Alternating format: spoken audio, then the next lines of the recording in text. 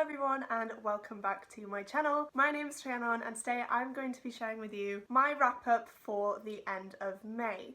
So if you don't know, I have split up my May wrap up just because I have read quite a lot of books. So I will leave the first video down below for you guys, so if you want to check it out, please do. But today we're going to be talking about the 5 books that I read in the second half of May, and I don't want this video to be too long, so let's just get into it. By the third week of May, it was the second week of Believathon. I had already read 3 books, which you will have seen in my previous wrap up, but I still needed to read 2 more to complete my journey to the Bookkeeper Stronghold. My next prompt was to read a book featuring an expedition or an adventure, and for that one I went for Spirit Walker by Michelle Paver. If you don't know, the Chronicles of Ancient Darkness series is one of my all-time favourite series ever. I absolutely love these books. I try to reread them at least once a year, but I haven't done in quite a while actually, and Michelle Paver has recently published a new book in this series, so I cannot wait to read that, and I thought I would give myself a little refresher by reading the series. This is the second book, so I don't want to talk too much about the plot of this one, but this series is set in a prehistoric time period where people live in clans and they're all represented by a certain type of animal. Our main character Torak is from the wolf clan, and one day him and his father are camping out in the woods when his father is actually attacked and killed by a demon bear. However, not before he can tell Torak that he is actually the one that needs to break the spell that will ultimately kill this bear and will banish the demon from the land. If he fails to do so, everything will be destroyed, and so Torak is sent out on this quest to retrieve some things that will help him get rid of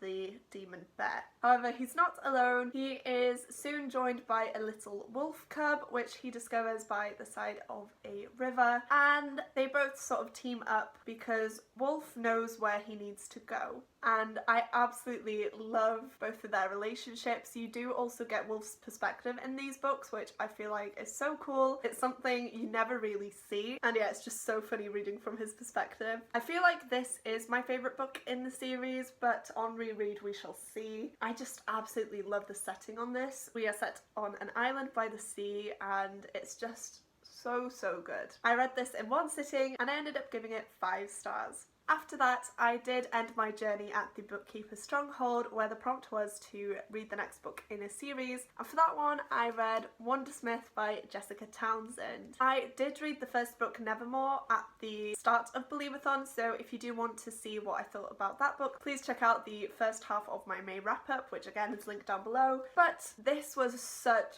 a good book, and I feel like it was even better than the first one, and if you've seen my reaction to the first one, you knew I absolutely loved that one. But this was just so fun, and oh, I can't even say what I loved about it. It's just, all of it is amazing. And this one is quite a bit darker than the first one as well, which I kind of enjoy.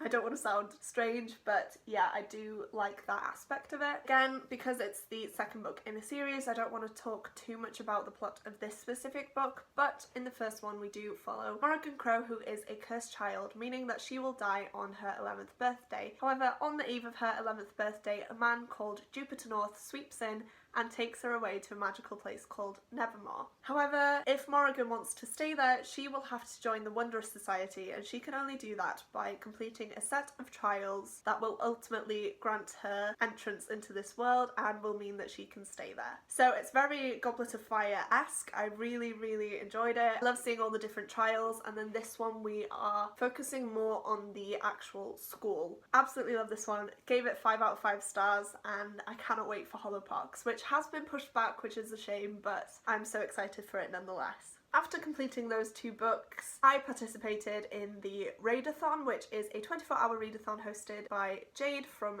JD Ray Reads, and I read Spellslinger by Sebastian de Castell. This is one of Jade's favourite series ever, and I thought what better time to read it than Jade's very own readathon. I did recently buy the whole series just because I've heard Jade talk about it so much, and it sounded like something I would really enjoy, and I was right, or rather she was right for recommending it, because I absolutely fell in love with this one. It's very hard to describe because the plot of this book wasn't what I expected, which is strange.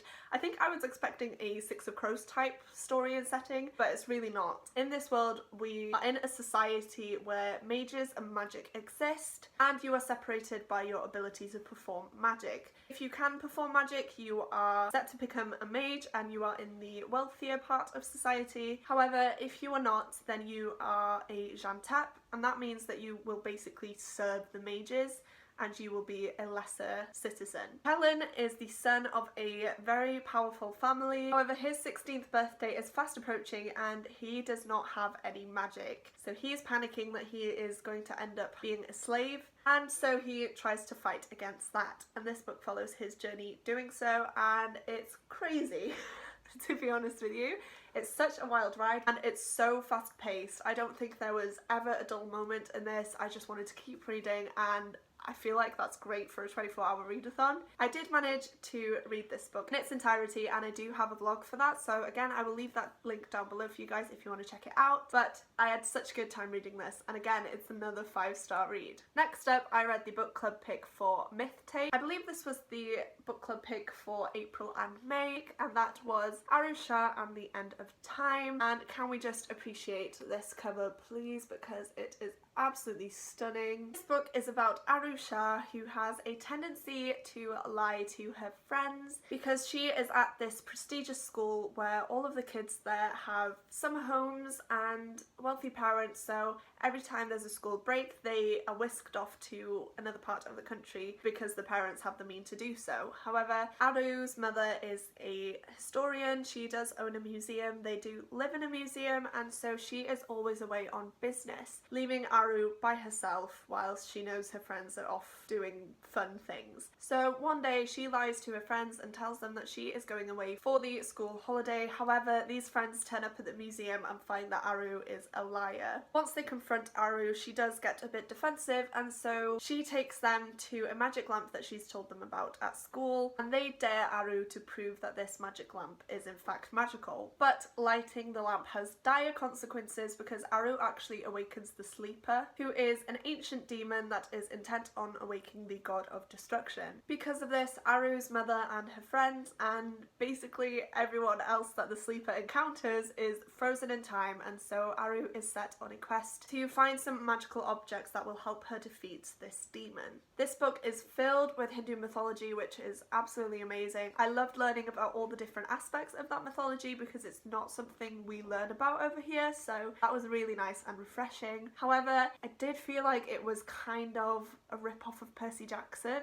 Please don't hate me for that, but the whole setting of this was basically the setting of Percy Jackson, just following a different mythology, which is fine. I love Percy Jackson, but it really did rubbed me the wrong way. It also took me quite a while to get into the story, I think at least 150 pages. I just didn't want to pick it up, but as soon as I got past that I found myself flying through it, so I don't know, it might just be something for me. It might be that I didn't like the fact that it was so similar to Percy Jackson in the structure of the novel. I'm not sure, but I did ultimately give this a 3-star, and I'm not sure if I want to continue on with the series. And lastly, I read Royal Assassin by Robin Hobb. This is the second book in the Farseer trilogy, and I'm reading this as part of the catch-up book club hosted by Becca from Becca and the Books. Not gonna lie, I did finish this in June. I had 100 pages left to go and I finished that on June the 1st, so it's a bit of a cheat, but I wanted to include it in this video because this book is about 640 pages and I did read the majority of it in May. Again, because it's the second book in the series, I don't want to spoil too much about the plot, so I'll just summarise the first book for you. And in that book we follow a boy called Fitz, and one day his grandfather drops him off at the gates of a keep where the king and the princes live, and he declares that Fitz is the bastard born son